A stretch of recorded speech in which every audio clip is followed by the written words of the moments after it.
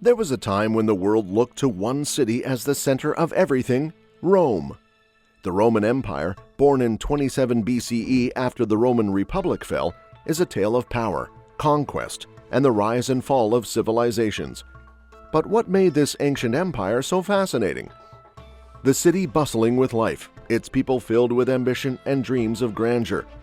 The Romans, known for their engineering prowess and military might, built roads that stretched across continents. These roads weren't just paths, they were veins connecting the empire, enabling trade, communication, and the movement of armies.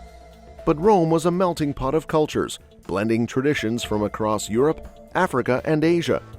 Imagine the sights and sounds, the markets overflowing with goods from distant lands, merchants haggling in languages you've never heard before. The Roman Empire wasn't just a political entity, it was a beacon of innovation. The rise of the Roman Empire is a tale of humble beginnings and astonishing growth. Imagine a small village that blossomed into a global powerhouse spanning nearly 1.93 million square miles. That's like conquering an area larger than India today. But how did Rome, starting as a village, grow to become such a massive empire?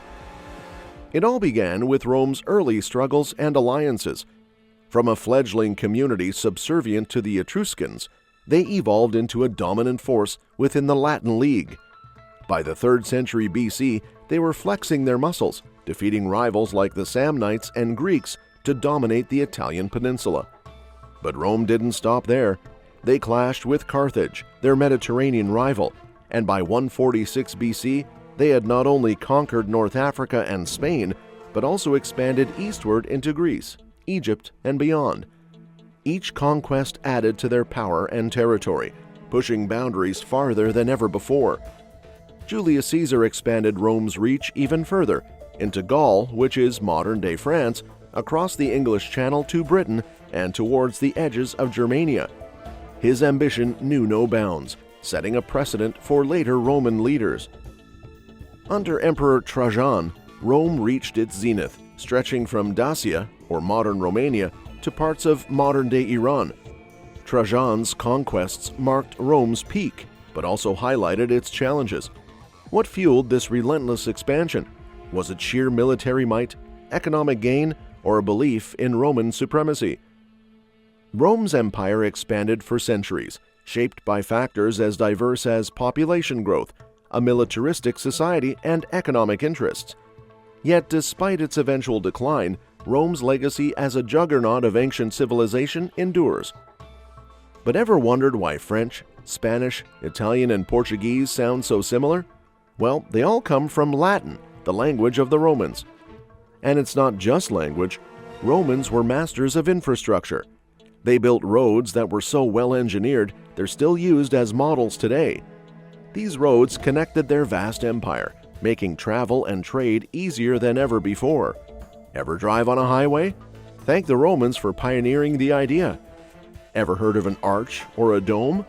These architectural wonders were Roman inventions. They didn't just build for function, they built to impress and endure. Their aqueducts, like ancient water highways, brought fresh water to cities, showing their mastery over engineering and urban planning. The Romans weren't just about conquering lands, they were pioneers of governance. They introduced the idea of a republic, a government where citizens had a say. Sound familiar? That's the bedrock of many modern democracies. They also laid down laws that defined citizenship, giving people rights and responsibilities that still shape our legal systems today. Augustus, the first emperor, was a game changer. He brought stability after years of chaos, kicking off the Pax Romana, a time of relative peace that lasted for 2 centuries. Can you imagine living in a world without constant wars? Augustus made it happen, earning his name, which means revered or holy. Then there's Claudius. He might not be as famous as Augustus, but he expanded the empire to include Britain and made laws that protected slaves and minorities. Imagine being a slave in ancient Rome and suddenly having laws that protect your rights. That's a big deal. Vespasian, known for building the Colosseum, also made financial reforms that strengthened the empire. And Trajan? He expanded Rome eastward, leaving behind monumental structures like Trajan's Column to commemorate his victories. Hadrian, on the other hand, was all about defense. He built Hadrian's Wall in Britain, a colossal barrier that showed Rome's might and kept out invaders. Imagine being tasked with building a wall across a whole country. That's the kind of vision Hadrian had. Antoninus Pius focused on peace and prosperity, and Marcus Aurelius, a philosopher-emperor, penned profound thoughts on Stoicism while defending the empire from Germanic tribes. These emperors weren't just rulers, they were visionaries who shaped laws, built cities, and defended borders, leaving a legacy that still resonates today. So, why does any of this matter? Because the Romans didn't just build an empire, they laid the foundations of our world.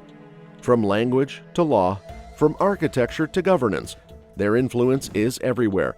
They set the stage for what we call civilization today.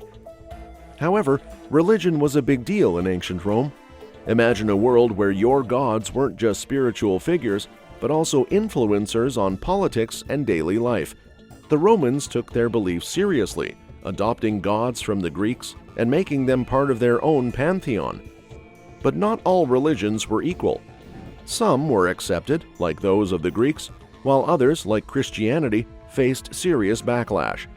Christianity started small, with a guy named Jesus preaching a message of peace and love. The Romans weren't big fans, though. When things went south in Judea and Jesus got in trouble with the law, it wasn't just a small scuffle. The authorities took him out. But that didn't stop his followers. They spread his teachings like wildfire, despite the risks. Things got really dicey after a massive fire in Rome. Emperor Nero needed a scapegoat, and Christians were an easy target. They were already seen as outsiders, not playing by the rules of Roman gods. Some were fed to lions in the Colosseum. Talk about a brutal way to go. Yet, Christianity kept spreading, especially among the poor and soldiers. It offered hope, promising a better life after death, a big sell when everyone else was talking about underworlds and divine hierarchies. But how did it really catch on? Well, everyday folks played a huge role.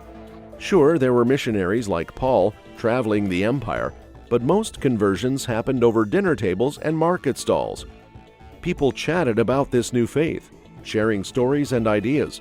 It was grassroots before grassroots was a thing.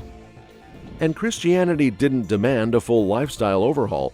You could worship Jesus alongside your usual gods, a religious buffet, if you will. This made it easy for many to join without feeling like they had to give up everything they knew. Plus, it was open to anyone, not just locals or people from specific backgrounds. No need to follow strict rules like circumcision or special diets. This accessibility drew people in, especially since the stories of Jesus were written in a language everyone could understand: Greek, the English of its day. Persecution came in waves, not constantly, which helped the faith survive. When emperors like Decius and Valerian cracked down on non-traditional beliefs, Christians often took the brunt. But the turning point came with Constantine. After a vision, or so the story goes, he embraced Christianity and even let others do the same. He basically gave the religion a thumbs up, making it legal and respectable. From there, Christianity became legit. Over centuries, it spread across Europe, transforming from a persecuted sect to the faith of emperors. By the time the Colosseum was a tourist attraction, Christianity had become Rome's new religion, painting over its violent past with a message of peace and redemption. So, next time you visit Rome, remember, those ancient ruins weren't just about gladiators and marble. They tell a story of how one faith, against all odds, conquered an empire and changed history. And it all started with a guy, some lions, and a whole lot of belief. And that's it for today. Thanks for watching this exploration of the Roman Empire. If you enjoyed learning about ancient history, be sure to check out our video on ancient China for more fascinating insights. Don't forget to like, subscribe, and hit the bell icon for more historical content. We'll see you in the next adventure through time.